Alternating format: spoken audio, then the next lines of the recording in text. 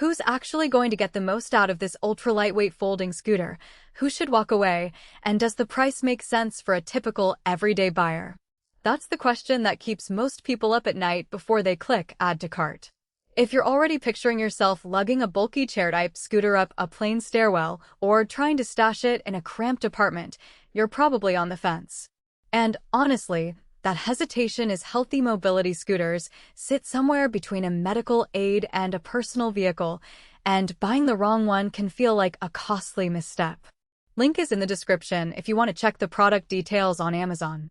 Let's unpack why this particular model from FreeWink Store has been getting a 4.8-star rating from a tiny but enthusiastic group of owners, and where the blind spots might be for the rest of us. First off, the headline claim is that the frame is carbon fiber, dropping the total weight to 27.5 pounds. In real life, that translates to a single-handed lift onto a car trunk, a bike rack, or the overhead bin of an airline, something most traditional scooters just can't pull off. For a senior who travels to visit family a few times a year, that portability can be the difference between a stressful logistics nightmare and a smooth, confidence-boosting trip. But the weight isn't the whole story. The scooter folds in under a minute, and the folding mechanism clicks shut with a reassuring thunk. I've watched a couple of grandparents actually fold it while standing in a grocery aisle, and the process felt as natural as collapsing a stroller. That ease of folding is what makes it Airlines approved in the marketing copy, but you still have to consider the dimensions once folded. It fits comfortably in a standard carry-on bag, but you'll need to make sure the airline's weight limit for carry-on items can accommodate the extra 27.5 pounds. In practice, most carriers allow up to 30 pounds, so you're right on the edge. Just double-check before you board. Now, let's talk about the ride itself. The all-terrain label sounds bold, but what does it mean when you actually hit a cracked sidewalk or a grassy park path? The scooter comes equipped with an intelligent braking system that modulates stop power based on speed and load. In my testing, the brakes felt predictable. A gentle squeeze slowed you down smoothly, and a firmer pull brought you to a halt in roughly 3 meters at 10 kilometers per hour. That's plenty safe for most urban environments, and it gave my dad, who has a mild tremor in his right hand, confidence that the scooter wouldn't jerk forward unexpectedly. The downside is that the brake lever is a bit softer than on a heavier, steel frame model, so people who rely on a very firm, almost mechanical feel might need a few extra minutes to get used to it. Power is another practical angle. The motor is rated for powerful performance, and on a flat suburban street it easily maintained a cruising speed of about 12 kilometers per hour with a rider weighing up to 120 kilograms.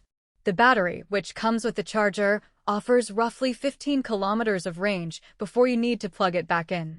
For someone using the scooter to zip around a retirement community, hit the local pharmacy, and maybe pop into a cafe, that range is more than adequate. If you're planning a full-day outing that includes a 30-kilometer loop, you'll need to bring the charger or plan a recharge stop. That's a hidden trade-off that many first-time buyers overlook. Lightweight often means smaller battery capacity. So who should consider this scooter? If you're an active senior or adult who lives in a 1- or 2-bedroom apartment, travels occasionally, and needs a device that can be stored in a closet without taking up a whole wall, this is a solid match. It's also a good fit for people who enjoy outdoor cafes, community centers, or campus-style walkways where you'll be stopping and starting frequently. The intelligent brakes and modest top speed feel natural in those stop-and-go scenarios. For caregivers, the quick folding and low weight make it easier to assist someone in getting the scooter on and off a vehicle without a second pair of hands. Who should skip it? If you have severe mobility limitations that require a higher weight capacity, a longer battery life, or a more rugged suspension for off-road trails, this model will feel a bit underpowered. The 27.5-pound weight, while great for transport, means the scooter can wobble a touch more when you encounter uneven ground at higher speeds. Users who need to travel long distances without recharging, or who want to haul heavier cargo, say, a full grocery cart, might find the built-in basket a bit too small and the motor struggling on steep inclines. Also, if you're a frequent flyer who always checks bags, the borderline carry-on weight could become an inconvenience. A practical strength that's often missed in the spec sheet is the quietness of the drive. The motor is brushless, so you'll hardly hear it when you glide past a quiet hallway or a library corridor. That low noise level,